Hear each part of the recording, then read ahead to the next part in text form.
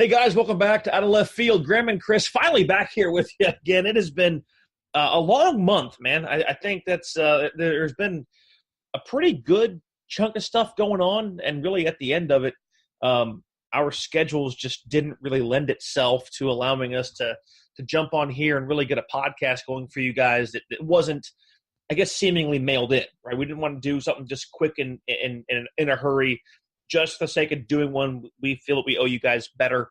So we took some time, especially knowing that the Hall of Fame vote was right around the corner. As of the beginning of this recording, we are just over an hour post Hall of Fame announcement. I also was at the Diamond Resorts Tournament of Champions this past week. Got some really enjoyable content that we will share with you in the coming weeks. Spoke with a whole myriad of athletes: Joe Theismann, Brian Urlacher, Ryan Longwell from the NFL, also Mark DeRosa of MLB Network, and quite a few other big pieces. Brian McCann, a couple of the guys in baseball as well. So really a lot of fun. I think the best thing that I heard, especially from Clay Buchholz as well, no one wants the freaking electronic strike zone. That made me a happy camper. That made me a happy human being. I think it makes us all happy. I don't think anybody in fandom really understands what the electronic strike zone would do to the game. They think that they get upset at some of these ball strike calls that they see umpires call now. Imagine when the catcher's digging a curveball out of the dirt that just nicked the zone, and all of a sudden that's a strike. People are going to be mad. They're going to be sending batters out there with 9 irons. AJ Przinsky said if they want to go to the electronic strike zone, it's going to become cricket, because you can just live in the bottom of the zone, throw breaking balls, they're going to bounce, they'll be strikes, and you need a paddle to go ahead and actually hit it. He said, I think it's the dumbest thing I've ever heard. Which, for a guy who had plenty of run-ins negatively with umpires, I was surprisingly happy to hear that. So we'll have them on here as well, plus Tim Wakefield.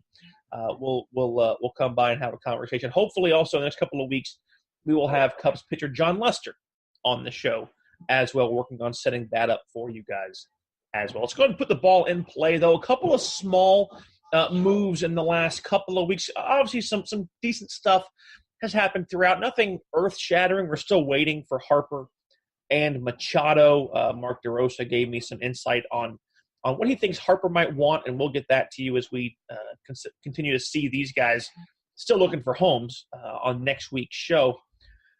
But starting out, really, it didn't surprise me, and man, I'm really happy for the Yankees. Sorry, Dad, to say I'm happy for the Yankees, but they finally got rid of Sonny Gray. And at the same time, I'm happy for Sonny Gray because he has been a guy who was much maligned in New York, rightfully so.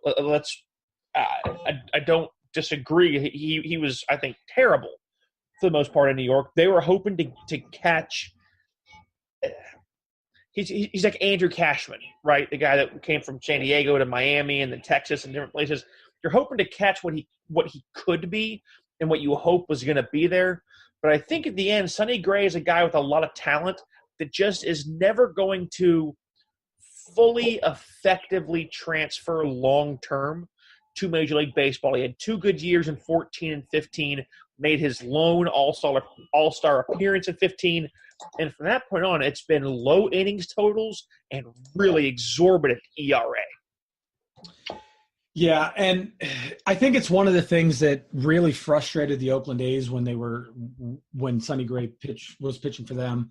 And part of the reason why he ended up not being on that team anymore is that you see him in 2014, 2015 when he comes out, he's having a couple of good seasons. In 2016, Oakland's really sort of starting to ramp it up and maybe even look like an actual team. And then Sonny Gray just kind of falls apart. He ends up only pitching 22 games that year due to all kinds of different reasons. Ends the season with a 5.69 ERA. Only manages to win 5 of his decisions. And from then on, you sort of see the Oakland Athletics kind of step away from Sonny Gray a little bit. in 2017, of course, he goes to New York. And I think you and I, when that happened, both said something along the lines of, or we had agreed upon something along the lines of a change of scenery might be good for Sonny Gray. Getting out of Oakland to a place where he's going to get recognized by a large fan base might be good for Sonny Gray. I think that was probably the opposite of that was true. With a Larry Rothschild pitching coach, Right. I mean, someone who really knows how to handle the position, but a guy who hit double-digit wins in 2017, although when he came to New York, it was 4-7 with a 3.72 ERA. So in 11 games, got a decision in all 11, and was obviously sub 500. Last year, 11-9, great winning record. That's a 4.9 ERA in 130 innings. So again, we talk about. I mean, the Yankees last year were by far one of the best teams in baseball, just overshadowed by the Red Sox in their own division. So when you're looking at that offense, I think we all agree, masked a lot of holes and blemishes on that team, because if you messed up, they would hang numbers on you in a heartbeat, quick, fast, and in a hurry. Well, and let's not forget that of the 30 games that he pitched in last year, he only started 23 of those, made that move to the bullpen late. So, that tells you really where Sonny Gray stood with the New York Yankees.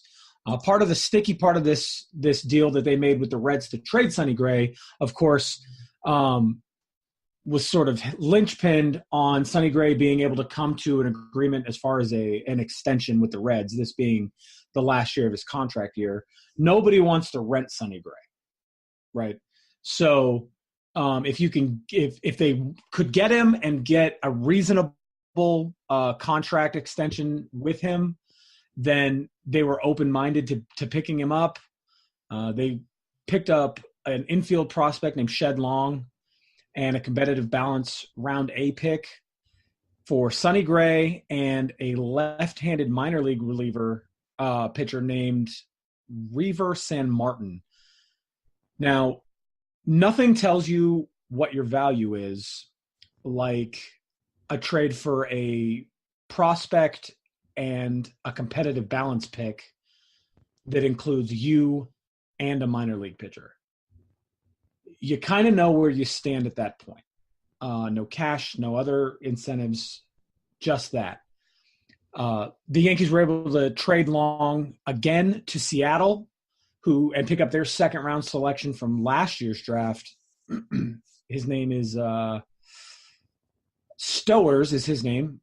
Picked up 54th overall, number 10 prospect in the Mariners pipeline. I think that's probably a good move for them. I don't know what kind of infield prospect Shed Long was. I've never heard the name. I mean, really, at the end of this is just a please, God, Take him. Take him. Yeah. We don't care. Just take him. And I think maybe – and that's really all I think we expected it to be. Right. There was no home for him left in New York. It was just a matter of trying to find something that at least kind of wet your whistle or tickled your fancy. If you're going to get rid of the guy who had a name that meant something at a point, you want to try and find a team who believes they can salvage what's there. And to be fair now, the Reds didn't do a terrible job with Matt Harvey last year. That's true. New York did well, got a contract with the Angels in L.A.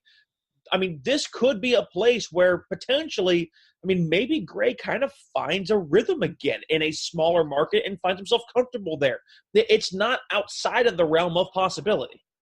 No, but I think maybe the Reds are putting a little bit too much hope in that basket. They signed him to a contract extension. They gave him a 3-year deal, but I don't think that from what we saw from Sonny Gray in 2016, 2017, and last year in 2018, I don't think he's a $10+ million a year pitcher. He's going to go ahead and get 3 years at $30.5 million. And a club option in 23 at $12 million. that seems like a little bit of an overpayment on his contract extension. Granted, that's probably what they needed to pay him in order to finish this trade, but I feel like maybe they overpaid. Agreed. And I think at this point we'll see. I mean, he gets a $500,000 signing bonus as well, and a $500,000 of incentives each season. So the one of the big ones being 190 innings pitched. So really hoping to see him stay out of the injury, out of the DL and actually on the rotation on the hill. So it's something to look at. Again, I agree with you. I don't really think this is going to be anything too great. But again, at least good for him that he's able to get away from New York. He was just going to be, in a cesspool of negativity until he did. So I'm glad for him he was able to go ahead and get the hell up out of the Big Apple. Somebody who, unlike Sonny Gray, is actually going to stay with their current team or their team from last year is the All-Star Nick Markakis. I love this. Gets a 1-year, $6 million deal to stay with the Braves. He gets $4 million this year, a $2 million buyout on a 2020 club option for also, again, $6 million. So a chance to try and get, two different, keep him there a couple more years. Man, just finished up 4 years, $44 million. I was happy when he came over from Baltimore. I mean, was in Baltimore all the way up through 2014. That's when that team was really looking good, right? And then we saw him leave. We saw Mark Trumbo, I believe, it was right before he came in. Matt Wieters began to leave, and Chris Davis was kind of at the apex. And thinking, man, this team is kind of on the rise. Maybe they're going to be, an actual powerhouse, legitimate contender in the AL East, which proved to be wrong. Yes. But hey, I mean, again, this guy's averaging, what is it? He's played in over 2,000 games, averaging, I would say, probably close to 140-something, 120 games a year, only because he had a 104-game season in 2012. Outside of that, man, everything from 2013 down to 2018 has been 155 games or more. Only one time outside of that 2012 season where he played in 104 games has he dipped below 150 games a year, and that was his rookie season in 2006, and he played in 147. This is a guy is a pillar of consistency. He's a 288 career hitter, hit just shy of 300 last year, slugged 440 and 806 OPS. Not a power guy by any stretch, but drives in runs, 93 driven in last year. Yeah, you can say that RBI is kind of a melodramatic stat maybe because it depends on what's around you. But hey, if he's there and he's driving in runs, he's being successful. 185 hits and ends up being almost 60 of them end up being extra base hits. It's not bad. 33% of his entire hits last year going for 2 or more bags. Got to like that. Plus the consistency. He's a very quiet guy and a hell of a leader for that Braves clubhouse. Right. And you got to like any guy who at 35, his 34 or 35-year-old season, plays 162 games. Plays every single game of the season. And one of the interesting things that I didn't know about Nick Markakis that I brought up to you before the show is that in 13 years, averaging 153 games per season, he's committed in his career 25 errors. Now, I know he's a right fielder, but he actually holds a record for non-pitcher players who've played most consecutive games without an error committed at 398. That's insane. His 3rd Gold Glove last year. I didn't know he was that kind of defender. I knew he was good, but good for him on finding a place outside of Baltimore that he can call home and still continuing at 35 to really put the screws on the ball. Yeah, I mean, like you said, turned 35 November 17th, so an age 34 season. His first All-Star year, his first Silver Slugger year, And in an era of long balls and strikeouts, 72 walks, 80 strikeouts. A career 834 walks and 1,148 strikeouts. Think about that for a second. This guy, he really is. He is just a pillar of consistency. 4 times in his career. Think of this. 4 times in 13 years has he struck out more than 100 times. The highest number, 113. Oh, yeah, that year he had 113. He also walked 99 times. The worst ratio for him was his sophomore year in 2007. In 161 games, a 2-to-1 or almost 2-to-1 strikeout to walk, 61 walks and 112 strikeouts. And then he battened down the hatches and figured it out. And kudos. Let's not forget that this is a guy who may not be a power guy. 179 home runs career in 13 seasons. He doesn't hit the ball out of the park a whole lot, but he's hitting in the – because at hearing the name, don't you kind of assume power? There's just some – you kind of just think of this guy who's just kind of knocking it. Right. Because but of he is. Consistent performance. Right, but he is knocking it. The guy's never in his career had a season in which he hit less than 24 doubles. He has 474 doubles in his career and averages 38 a season. Huh? I mean, his extra base hits are insane. The guy averages 2 triples a season. And even last year, when I say he averages 2 triples a season, last year at 34, he had 2 triples. Yeah. And I think 43 doubles. And that's why he hits in the 4 slot. Yeah, and what I love the most for me is that he's got an on-base percentage 70 points higher than his career average. I love that. I just love what the guy brings. Very quiet. Even seeing him interviewing with Freddie Freeman, he almost seemed uncomfortable. He's a guy who just goes and plays, and that's it. And I love that. Reminds me a lot, after having talked to him, of Clay Buchholz. And Buchholz is a guy who just throws a baseball for a living, man. It was about as down to earth as you could imagine, which was really, really cool. So again, I love the move by the Braves. I think it was a brilliant move by them. There was no reason to not re-sign him. And he's a guy who I think, because of family as well, is happy in Atlanta. Been there for a while. The family's probably comfortable there. The kids are growing up. Why change it now? You're going to get a chance to still play. They want you there even more now with some of this young talent, and you see kind of what they're bolstering around with Donaldson and McCann and him. He's from Georgia. He's from Woodstock, Georgia, so right. He's not far from home. Yeah, he's home. So, there is a really, really good veteran leadership presence in that clubhouse. Yeah, I think this is a great move. And not to mention the fact that it keeps a big bat in a dangerous lineup that has just gotten possibly more dangerous. We'll see. Josh Donaldson, as you were saying to me before the show, is the question mark, I think, in that lineup.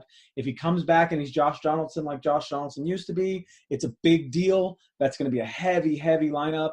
But there are a lot of question marks with injury with Josh Donaldson. But still, Ronald Acuna Jr., Freddie Freeman, Ender Inciarte, Camargo, Swanson. I mean, these guys, and then adding McCann.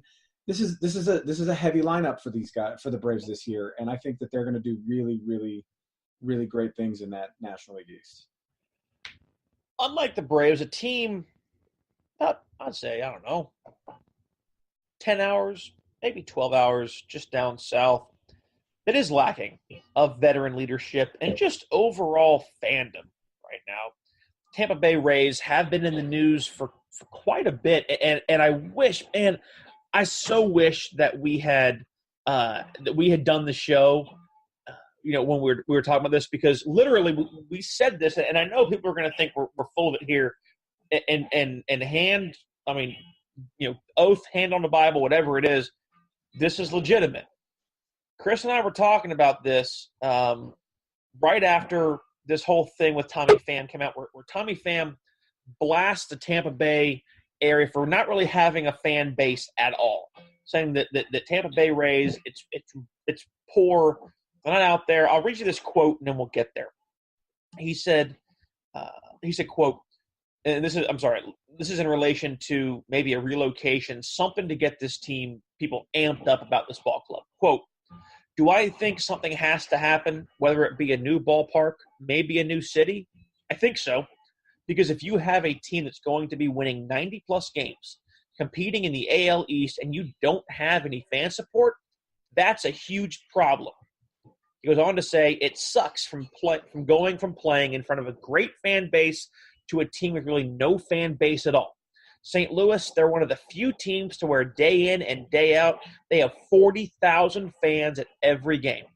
That's something that I miss. Because even here in the Dominican Republic, they have a strong fan base for the team I'm playing for.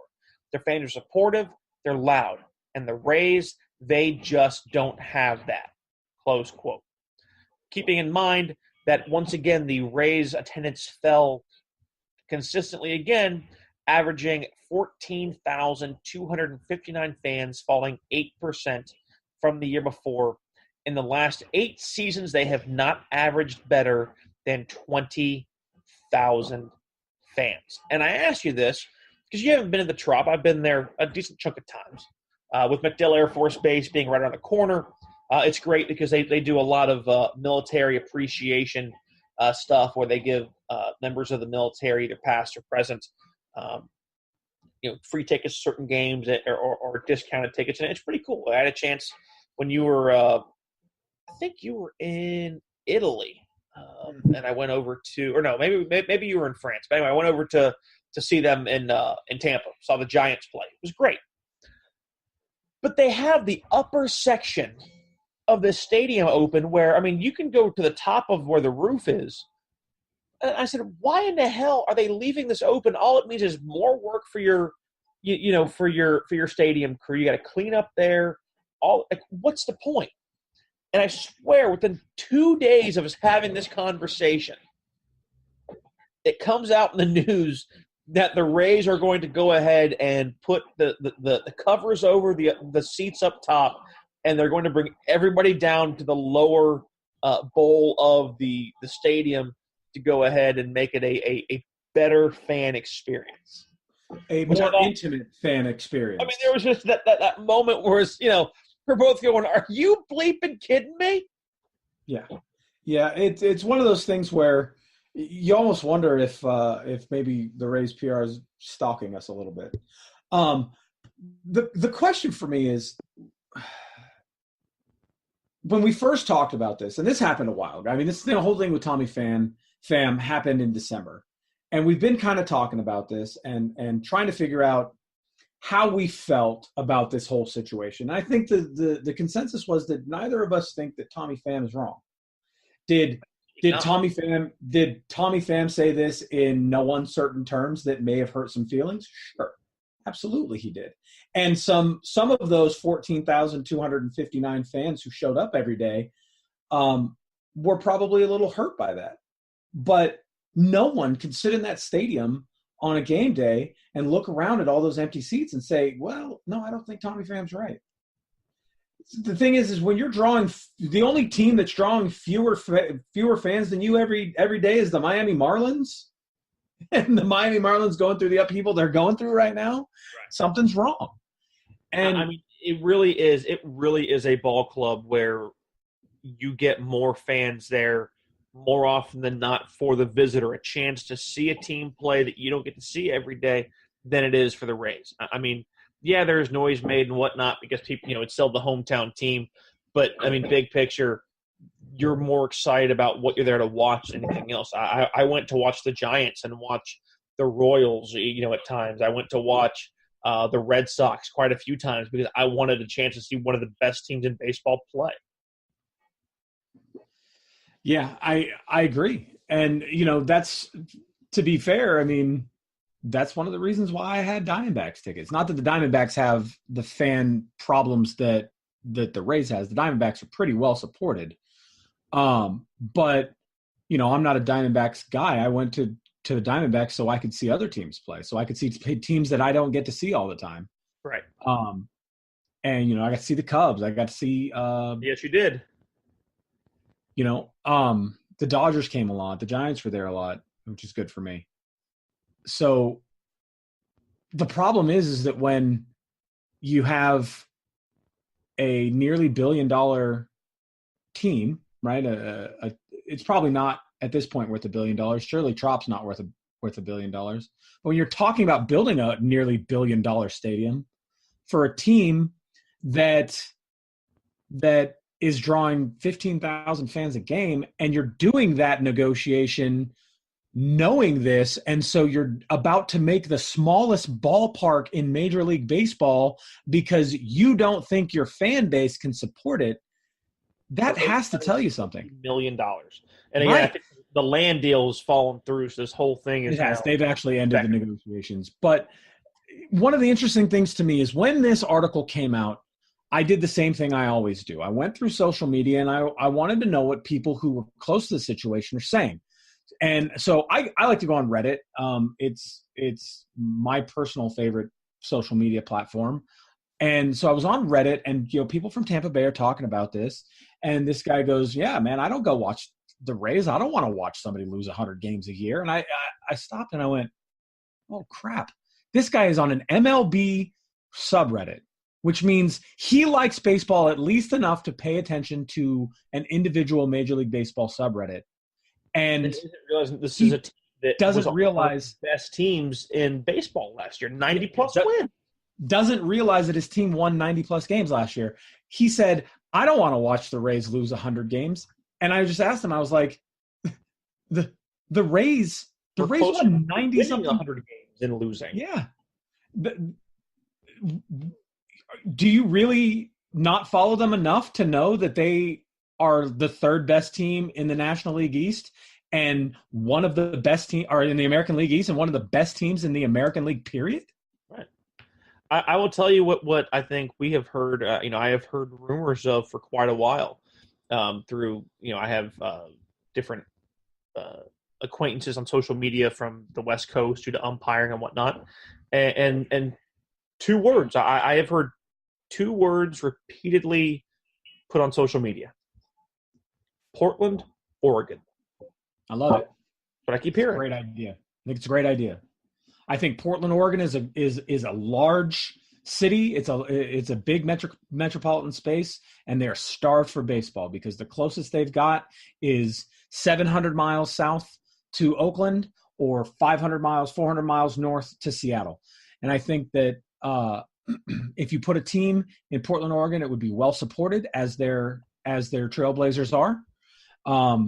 That if you put a team in Portland, Oregon, it would give an opportunity for an excellent fan rivalry to build between Seattle and Portland, as it did with when they had the Seattle Supersonics and the Portland Trailblazers playing basketball right next door to each other. And to be honest, it gives the Mariners a team close enough to them that their minimum travel distance isn't 1,000 miles. And then the possibility is we get a small realignment where maybe the Astros go back to the National League. I mean, there's a likelihood that would need to happen. So, or at least to the Central, where they belong. Right. That's right. Did I say the East? You said the National League. Okay. So yeah, I mean that would it could definitely change.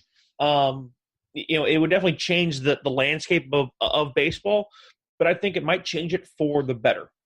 I think so, yeah. Speaking of men who have changed the landscape of baseball for the better, we mentioned it at the top of the show. The Hall of Fame class of 2019 has been announced. Edgar Martinez, Roy Halladay, Mike Mussina, all will be going into the Hall of Fame coming in July. Obviously a fantastic honor for those guys. You had Martinez in his final year of eligibility with just over 85% of the vote. Roy Halladay in his first year posthumously going in with the same 363 votes, 85% 74.4%, and Mike Mussina finally cracking it just through 75 at 76.7%. Those three guys really going to be excited going in the Hall of Fame. Oh, and that one guy. I'm sorry. Yeah, I missed. I did the whole organizing thing, and I didn't realize that 100% goes to the bottom because of the large number. Mariano Rivera, the first unanimous Hall of Famer to go into Cooperstown, 425 votes, 100% becoming the first guy. And you know what? I know you said this about Griffey, and I totally get it, but there to me is absolutely zero doubt in my mind that Mariano Rivera is the best ever at his position and likely will be the best closer for the rest of history, and completely deserves to be the first player to go in at 100%. Well, to quote Buster Olney, who just released an article about Rivera, the title of his article is Mariano Rivera personified grace. Inside lurked a monster competitor. Watching Mariano Rivera pitch, there's absolutely no doubt in my mind that those are the truest words. Right. Rivera is just an insanely amazing competitor, and nothing shows more than the fact that, every single member of the BBWAA has chosen to honor him with this award.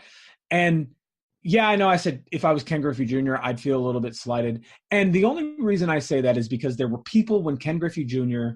was elected to the Hall of Fame, there were people who said, well, I didn't put him on my ballot because I don't think anyone should get 100%.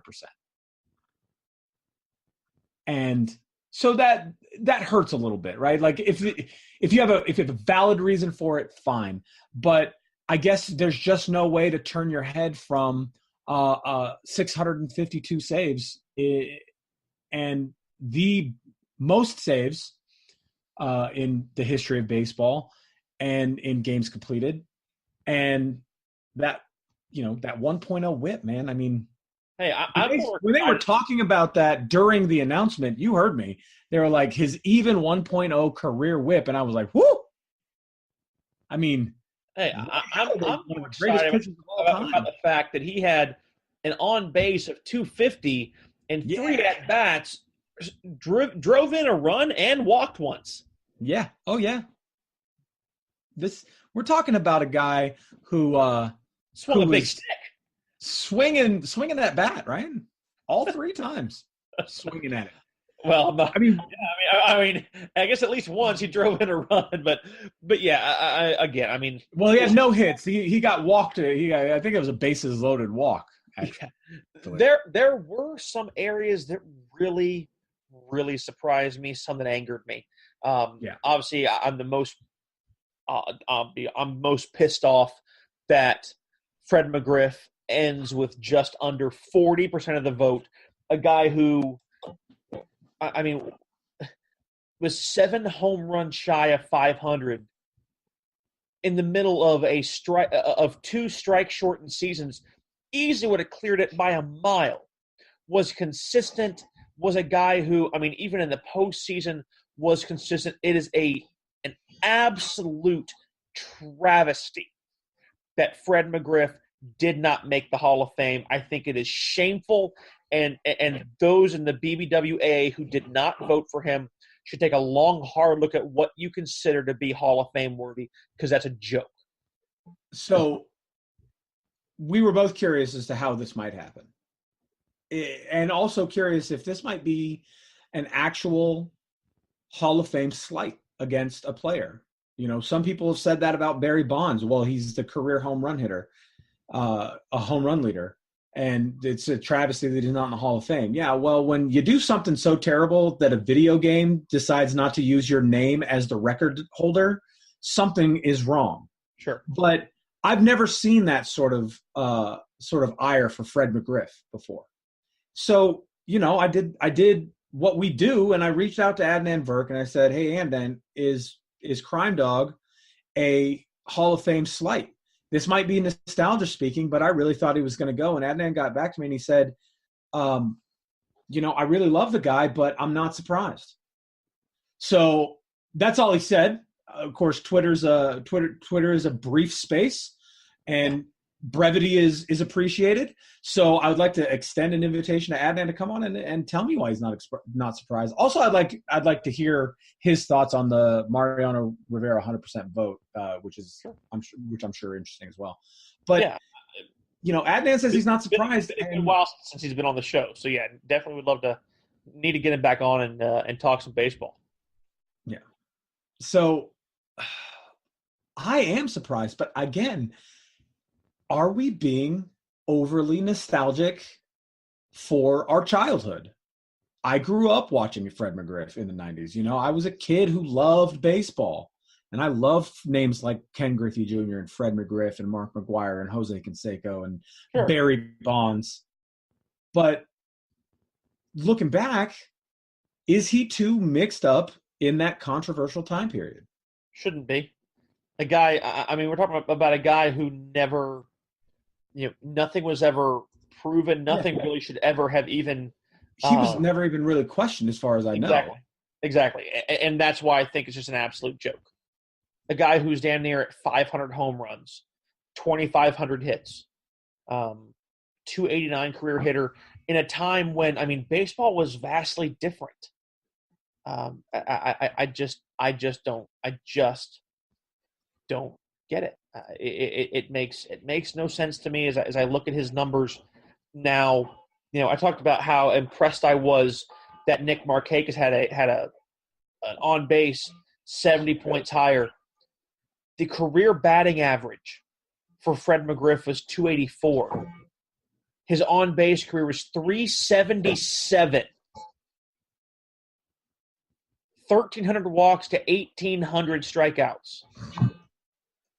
1,550 runs driven in, 493 home runs, 441 doubles. You're looking at a guy here, and you're going to have to forgive me as I kind of stammer as I do a quick bit of math, because it's been a long day, and Lord knows I'm not going to try and do it in my head. Out of 2,490 hits, 958 of those hits were extra base hits. Nearly half. There's some other interesting. Almost 39% of his hits, extra base hits. Interesting. That's the percentage of votes that he got. Absolutely not, to me, just inexcusable. And I get it, a couple tail end the games begin to dip down. Right. But you're looking at a guy here who, outside of his age 39 and 40 seasons when he played 86 games and 27 games respectively, the next lowest total for him was 83 games and 60 what I have here, 151 in 93, and then 113 in 94. Why did that happen? We had a strike. Right. What do you want? Really, I'm blown away, man. I'm absolutely just. It's an absolute joke to me. Complete joke to me.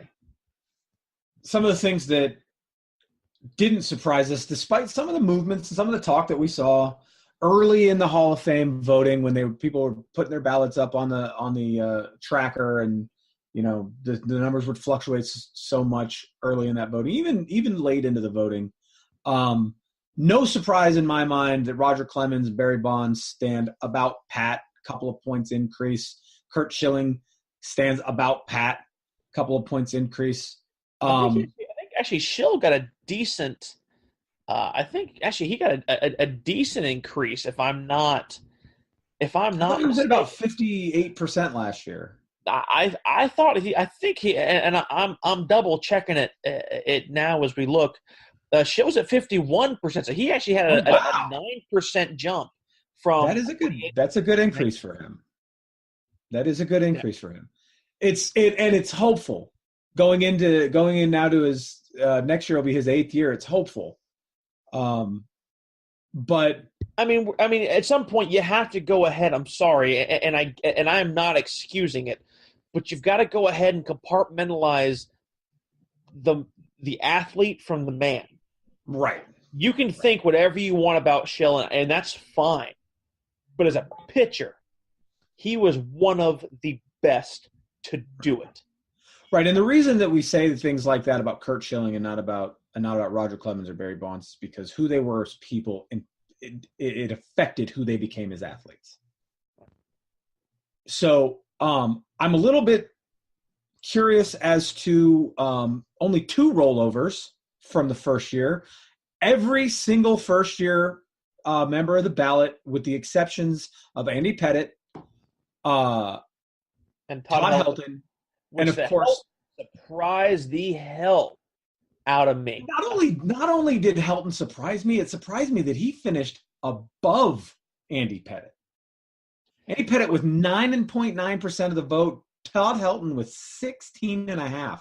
Yeah, but Pettitte still has an admitted use of steroids, so there's that. Sure. 256 games, but we began to see a decline in him, obviously, as the years kind of began to progress, and even in the postseason, 19-11, but almost a 4 ERA. I mean, there were some times with him where, it was rough. I'm not sure if Pettitte really. I think he was a great pitcher, but I'm not totally. I don't know if you can be sold on Pettitte actually being a Hall of Famer. Todd Helton, I was clearly one of probably the best player on his ball club. I don't think there was any question about that. But to me, I mean, when you're looking at a guy who, like we said, 2,247 hits, 2,519 hits in 2,247 games, 369 home runs, 1,400 RBI. The only reason I can really think that Helton went so low, those numbers are really good, but if you're taking those numbers and putting the Colorado inflation to them, that could make him look a lot more pedestrian. And if that's the case, I can understand it a little bit more. But at the same time, it's kind of hard to discount where a guy played and hold that against him, because he managed one team his whole career, and it was a place where, you're a mile above sea level. If even 20% of his home runs can be attributed to his to where he played, he's still got Edgar Martinez numbers. Yeah. So, Edgar Martinez had 309 home runs, but the guy hit 312. He was on base at a 418 clip. Well, Todd Helton hit 316 and was on base at a 414 clip. Both of them have OPSs around 9.5. Yeah.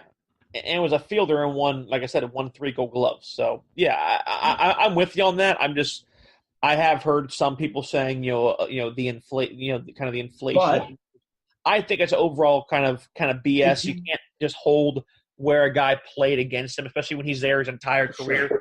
I mean, give me a break. Now, if you're Barry Bonds and you hit 800 home runs, okay, yeah, you know what? The thin air might have helped a little bit. But the only one I was kind of bummed out about, and I'm not surprised that Lance Berkman went. Berkman was a great player. Tejada had obviously a lot of steroids in his background. Right. Michael Young just surprised me, man. I really was surprised. And I get maybe it's because he was more of kind of a role player than a standout. And I said that. He wasn't kind of the standout, in-your-face star of a team.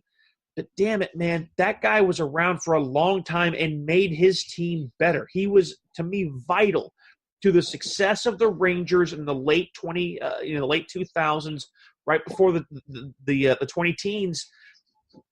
I am surprised that only 9 people thought that Michael Young should be given a look. I was really impressed by him.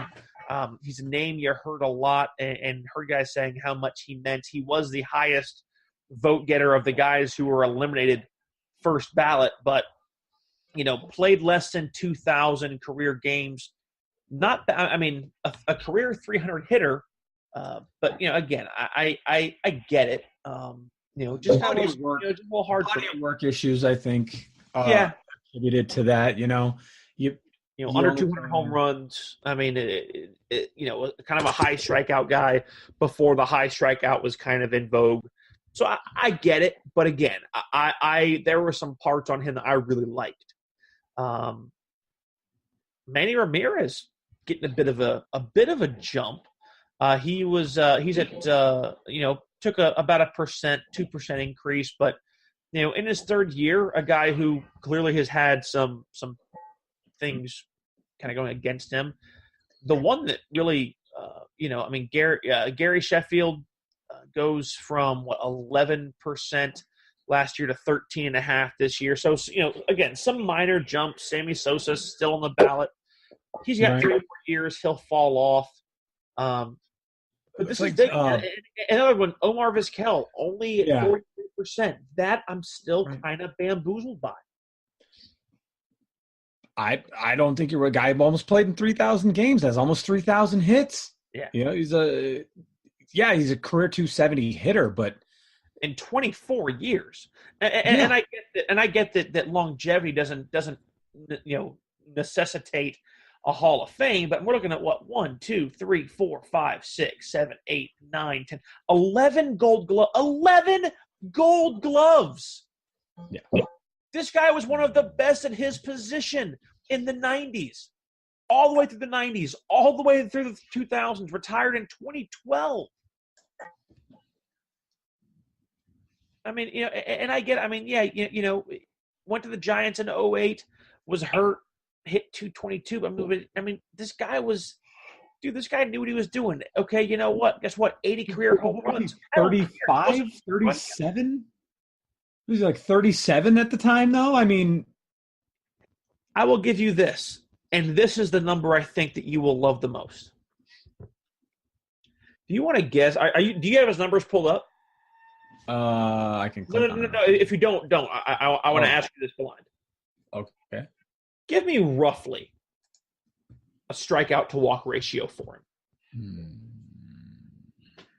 For Omar Vizquel?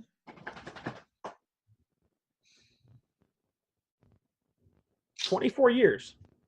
Yeah. Maybe 1.5? He had 49 more strikeouts than walks. 1,087 strikeouts to 1,028 walks. Oof. Think about that. Wow. That's right? I mean, wow. I'm looking at the numbers and I'm wide out. I mean, that is, again, strikeout to walk ratio is not a Hall of Fame stat, but that's pretty damn impressive. So to me, again, I think he will eventually make it. I think if he doesn't, again, that would be a mistake. He's at 43% in his second year. Not the important, but the big thing here for guys like him, guys like Schilling, God forbid, maybe even Clemens and Bonds, is that next year, because, what kind of media members would we to not go ahead and be looking at what's around the corner, right? Next year is not impressive. There is one name next year that stands out as a no-doubter. That's Derek Jeter. Sure. No question. Right. A maybe. Cliff Lee. Maybe. That's an interesting one. Dude, Cliff Lee is going to be an interesting one. It is. A guy who you'll hear the name and you'll go, how not? Josh Beckett. Because he's 138 and 106 and his ERA is damn near 4. And his last All-Star season was in 2011. Probably not going to happen. Right. Understandably so. We go beyond that. Bobby Abreu. Longevity, again, right? 18, ends up playing 18 years, didn't play in 13. A guy who, even at the age of 38 in 2012, skips all of 13, still manages to play in half a season in 2014, a 291 hitter, just under 2,500 hits. I'll tell you this, if Abreu makes it in and McGriff doesn't, we're going to have a problem. I'll be livid. Jason Giambi, not going to happen. Way too many steroid stuff behind him, admitted steroid stuff. Not going to do it. Rafael Furcal, that he's a different dude, man. I don't think it's going to happen in 14 years. One Rookie of the Year, only went in the All-Star game 3 different times. I just don't, 281. I don't see it. But again, a guy, I met him his rookie year. Dude, hardest throwing shortstop I've ever seen. Guy was throwing 100 plus to first. I mean, it didn't matter what the play was. He gunned it. Right. Eric Chavez, good name, longevity. I don't see it. Brian Roberts, certainly don't see it. Alfonso Soriano, again, nice name, but nothing really there. Carlos Pena was a role player, 232, not going to be in there. Paul Konerko, maybe at 279, 2,340 hits. That's a guy who, again, played for the White Sox for a long time. Definitely a White Sox Hall of Famer. I don't know if Konerko long-term will make it into the Hall. To me, Konerko and Todd Helton, very kind of an apples-to-apples comparison, looking at the kind of the age range, the time that they played. Sean Figgins, a speedster, but again, kind of a role guy. Marco Scutaro, a role guy. Brad Penny, not a terrible, a pretty good closer in his own right, but not a closer, I think, who's going to be Hall of Fame worthy. No, and again, body of work. The guy played in 288 games, so. Raul Ibanez was an important piece for some teams, but I don't see that. Jason Bartlett, again, kind of a role-playing guy. Adam Dunn, long-term player, but a 237 average. Lyle Overbay, everyone's question marks went up on that. J.J. Putz, again, I think everyone's looking at that like. Okay. Wait a minute. There might be something that gets Adam Dunn into the Hall of Fame. What's that? He has a 9 ERA. As a position player, that's impressive. Hey, Anthony Rizzo has a 0.0, so go bam, how about that? His walks and hits per inning pitch are 3. Ryan Ludwig, Jose Valverde. Now, Jose Valverde, that's an interesting one because remember how good he was with the Tigers for a while. A 3-time All-Star, finished top 6 in the Cy Young voting twice. But then it epically dive bombed. So it's one of those, it'll make you look, but the fall off was so great, so fast, that hurts. Alex Gonzalez, Jamie Wright, Joe Saunders, Nate McLouth, Heath Bell, and Kyle Farnsworth. So if any of those names sticks out to you going, hey, this could be interesting, you let me know. Otherwise, we're either going to have a very small we will have a very small class, Derek Jeter at least. And then that could be interesting. We could have just, the other committee voted players in there. Or we could see the writers finally look at the ballot and go, you know what? I don't have anybody I really want to save or give a vote to. And we might see, I really think this should be a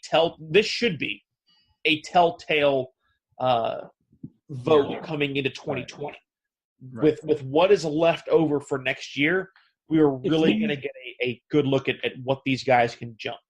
If these top 4 guys, Schilling, Clemens, Bonds, Walker, who's in his last year, right? His last year of eligibility next year. If 2 of those 4 guys can't get into the Hall of Fame with the weak class that we have coming in, I'm sorry. Is there a donkey braying in the background? Yes. Okay, just asking. Yeah, there's a donkey here. A mini donkey, but it's still a donkey. And it still brays like that at 5 o'clock in the morning right next to my friggin' window. Are you his best friend? I want to shoot that donkey.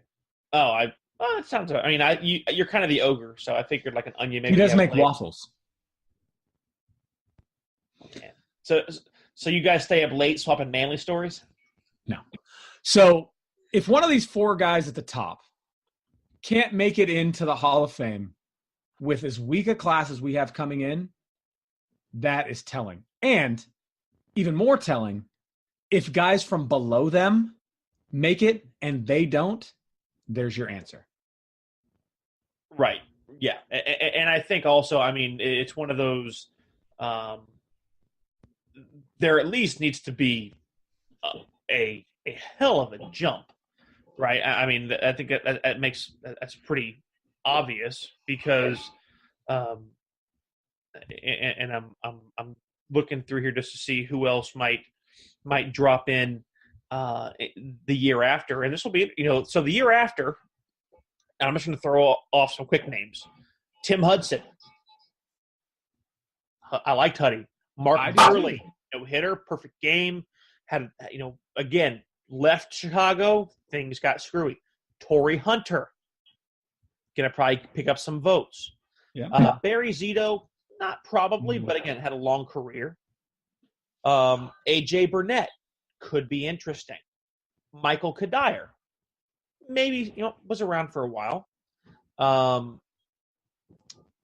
Those are really the only ones off the top of my head that I see in 2021 that really kind of stick out and make you, maybe a Ramos Ramirez, just, the name, you'll take a look. But again, it's interesting. It is one of those that kind of make you go, okay, is there something here that maybe I haven't thought about? So again, in the coming years, it is certainly there for these guys, I think, to have those big jumps. That's a pretty light-looking class the next 2 years, which is the same amount of time that Schilling, Clemens, and Bonds have left on the ballot. I'll ask you this as we get ready to go. If that dam breaks and Clemens and Bonds make it to Cooperstown, right? If anything, what changes? Will voting change because they're finally in? Two things change. We no longer get to say, oh, he won't make it because he's mired in the steroid scandal. And hopefully, we'll never have to hear about it again. That's the only positive I can see coming from them being voted into the Hall of Fame. That we're finally far enough removed to say, that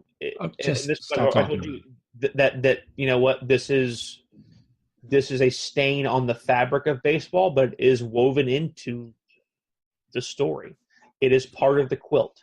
You have to go look at this, at this frame to understand the entirety of the game.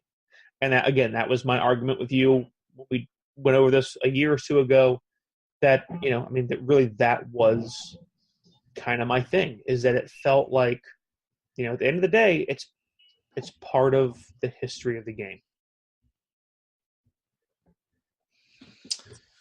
Yeah.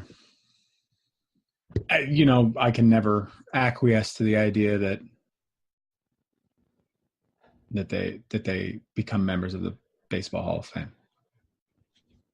We've gone rounds on this year in and year out. Every time we have this conversation. Yeah, and I'm not looking to rehash, but again, I think that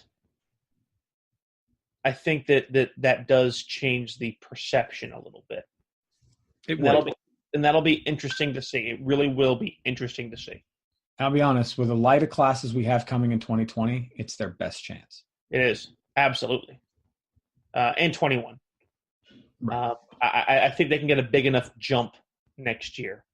Again, I think it might be a small year. I think it really might be Jeter, maybe Schilling if he's lucky. We're looking at, he has to get 14% of the vote, right? So, I mean, Right. that's still a pretty good chunk that he has to hit. So, he's going to need 14%. I think Jeter walks in easily above 90. Should be probably above 95, especially the way the ballot looks.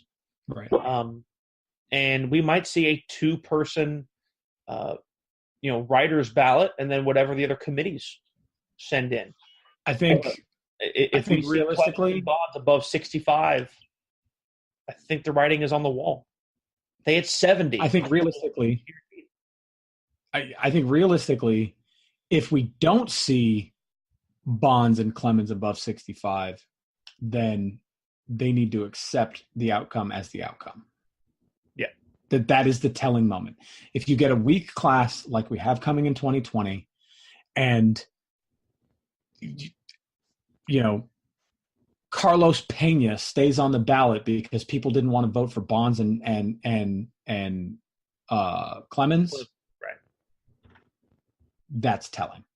Yeah. Nothing against Carlos Pena. No, I get it.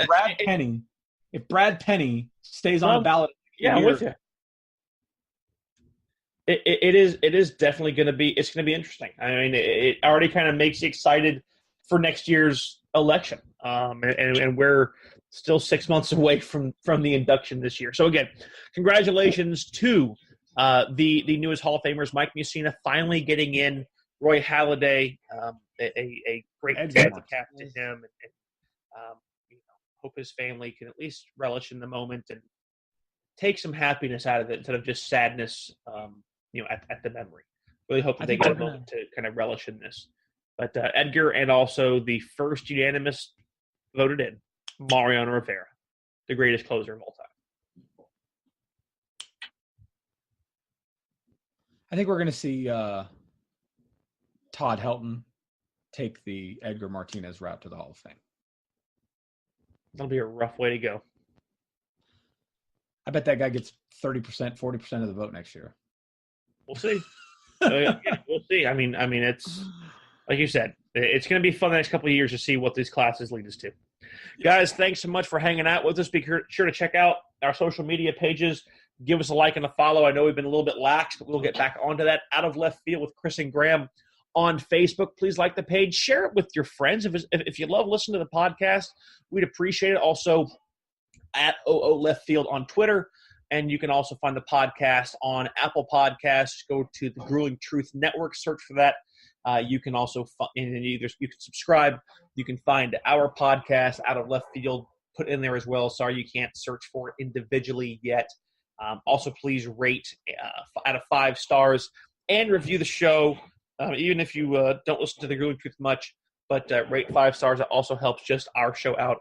And leave us a kind word or two. Also do that on our social media pages. We appreciate everybody.